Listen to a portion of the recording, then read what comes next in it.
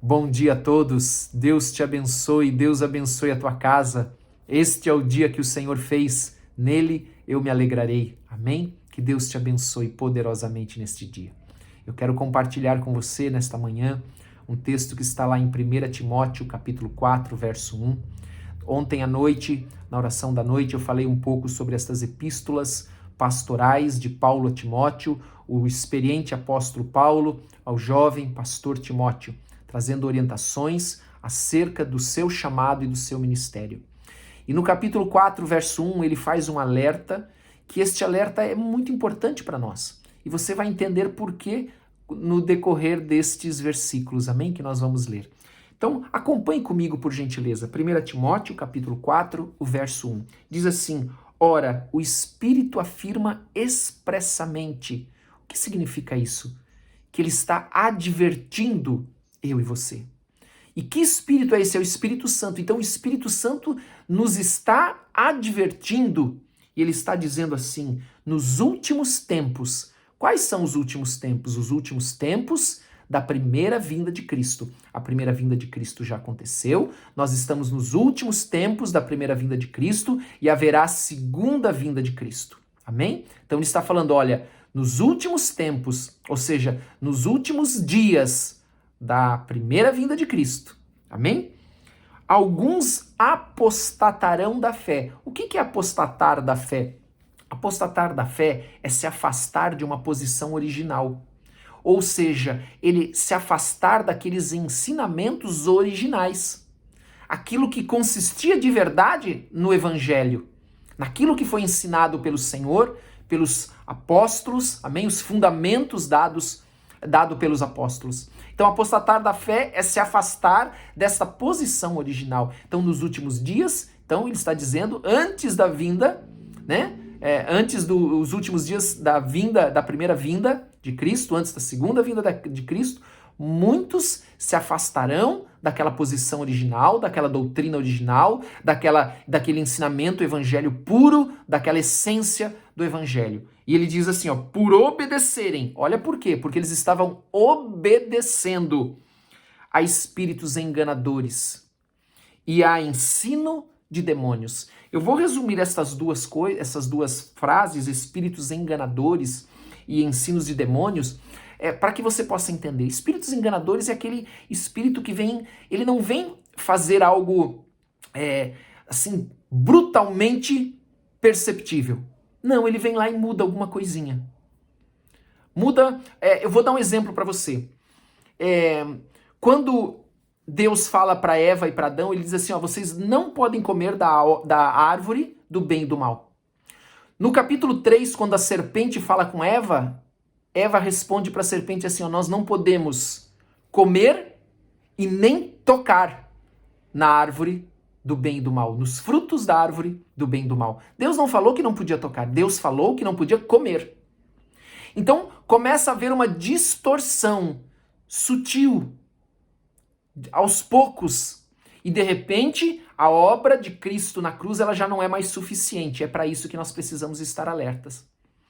Porque a obra de Cristo na cruz, a morte dele, a obra redentora da cruz, ela é suficiente para a salvação. Eu não preciso fazer nada além de crer na obra redentora da cruz, na salvação através de Jesus Cristo, quando declaramos Ele como nosso único e suficiente Senhor e Salvador e reconhecemos Jesus Cristo. Nós não precisamos, além disso, vou dar um exemplo, guardar o sábado. Porque quando eu faço isso, eu estou dizendo que a obra na cruz de Cristo, ela não foi suficiente. Além disso, eu preciso disso, daquilo, daquele outro. Ah, se eu não guardar o sábado, então não é o suficiente. Amados, nós estamos desprezando o que Jesus Cristo fez na cruz. Nós estamos desprezando e declarando a justiça de Jesus não é suficiente. Eu preciso da minha própria justiça. E nós não podemos andar na nossa própria justiça. A única justiça que nos salva é a justiça de Cristo. A obra redentora de Cristo na cruz. Amém? Ela é suficiente. E aqui diz que esses ensinos de demônios é exatamente isso, essa distorção. Por quê? Ele fala assim, esses ensinos de demônio e outra, ensino de demônio não é uma teologia um ensino demoníaco no sentido de trevas, de ensino de um evangelho do demônio. Não, mas é daquela sutileza em distorcer o evangelho puro e verdadeiro e santo. Amém? E ele diz assim, ó, por que quem que está obedecendo isso? Pela hipocrisia, olha o que diz aqui, pela hipocrisia dos que falam mentiras, pela falsidade dos que falam mentiras e que têm cauterizado a própria consciência. Olha só, cauterizado é um termo médico. É aquele lugar que foi endurecido, eles já não têm mais sensibilidade, eles já não têm mais sensibilidade para distinguir, discernir o certo do errado. Discernir que a obra de Cristo na cruz ela é suficiente para a nossa salvação, basta nós crermos, entregarmos as nossas vidas e pedirmos perdão pelos nossos pecados. Mas esses homens, pela hipocrisia, pela falsidade, eles falam uma coisa, mas vivem outra. E eles, além de tudo, têm cauterizado a sua consciência, eles perderam a sensibilidade. Eles fazem das ovelhas cuidam das ovelhas apenas por ganância, porque se tornaram insensíveis.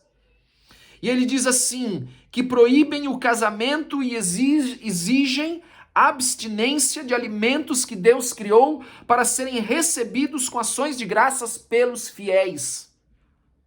E por quantos conhecem plenamente a verdade. O que esses falsos profetas, falsas religiões, falsas doutrinas falavam? Que a obra de Cristo não era suficiente, que além disso você precisava guardar o celibato e ainda não comer determinados alimentos. E aqui Paulo está dizendo exatamente o contrário ao jovem pastor Timóteo, dizendo que proíbem o casamento, ou seja, obrigam a guardar o celibato e exigem a abstinência dos alimentos. Ou seja, não pode comer tudo que Deus fez e que nós deveríamos comer com gratidão e ações de graça. E é exatamente o que ele fala, para serem recebidos com ações de graça pelos fiéis, por quantos conhecem plenamente a verdade.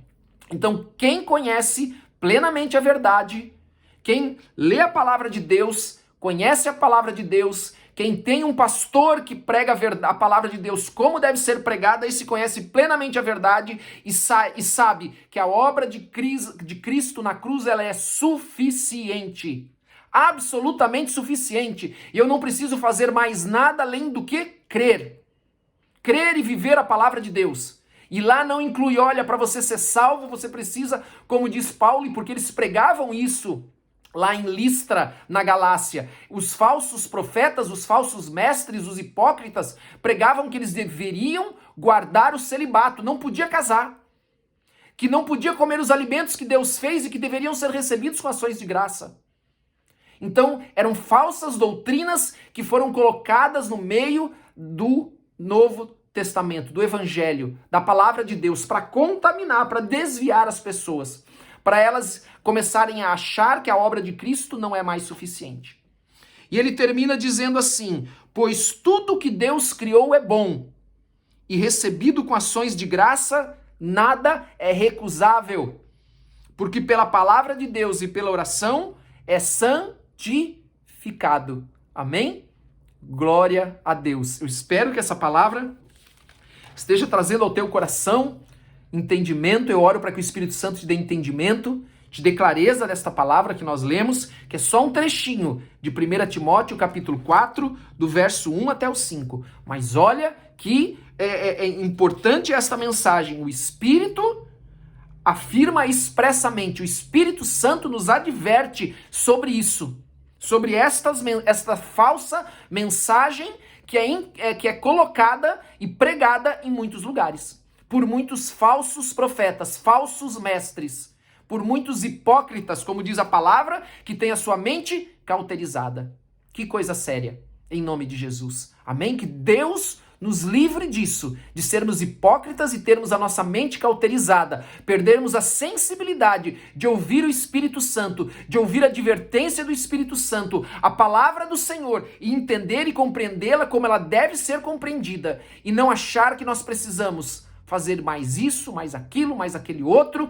Eu preciso, por exemplo, guardar o sábado. Eu preciso ainda fazer isso, porque isso é uma declaração expressa de que a obra de Cristo na cruz não foi suficiente. Misericórdia. Amém? Vamos orar em nome de Jesus. Já se estendeu um pouco a mensagem dessa manhã. Glória a Deus. Vamos orar. Pai, em nome de Jesus, nós queremos te agradecer pela tua palavra que vem nos orientar, vem nos advertir, e o teu Espírito Santo está nos advertindo, está nos avisando sobre estas falsas doutrinas. Por isso, Senhor, perdoa os nossos pecados. Tira todo o coração endurecido, muda o nosso coração, Senhor. Põe um coração novo, tira a dureza do nosso coração, em nome de Jesus. Tira toda a cauterização na nossa consciência. Senhor, vem nos ungir da cabeça à planta dos pés, quebrando todo jugo maligno. Oh, meu Deus, trazendo do teu Espírito Santo libertação, restauração, entendimento, discernimento, em nome de Jesus. Vai tirando com esta unção, Senhor, do teu Espírito, toda dureza, todo engano, toda mentira, que nós possamos ter recebidos e acreditamos nelas. Em nome de Jesus, porque nós queremos viver a tua palavra, o evangelho, assim como Cristo nos ensinou, assim como o Espírito Santo nos ensina, porque a tua palavra diz que o Senhor Jesus iria subir aos céus, mas ele não nos deixaria sozinhos, não nos deixaria órfão, enviaria do seu Espírito. Por isso nós pedimos nessa manhã, Senhor, envia do teu Espírito Santo, enche-nos com teu Espírito Santo, em nome de Jesus, e abençoa cada um que está aqui conosco, Senhor. Abençoa-nos, dá-nos sabedoria, dá-nos revelação da tua palavra, dá-nos entendimento em nome de Jesus Cristo, Pai, para tua honra e tua glória. Abençoa esse dia, abençoa cada família, cobre com o sangue de Jesus, dá ordem aos teus anjos, Senhor,